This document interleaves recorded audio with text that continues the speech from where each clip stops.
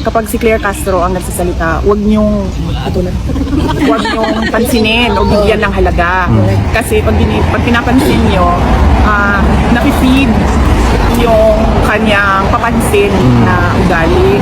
At ang problema kasi dyan sa kanyang papansin na ugali, nagdadala siya ng kahihiyan sa ating bansa. Kasi kapag nagsasalita siya, nandyan yung seal ng Office of the President. So, ibig sabihin, yung buong mundo na nanonood at nakikinig, para bang mag-iisip sila na parang kawawa naman itong Pilipinas kasi ganito yung tagapagsalita.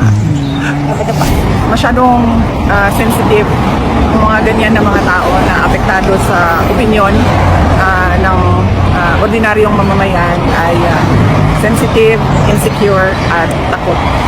So, that is the power of the individuals that they are going after. Takot sila dyan sa kanila. Pag pangulo ka na, hindi na mahalaga kung ano yung atake sa iyo ng mga mamamayan. Kasi kasama yan sa trabaho mo.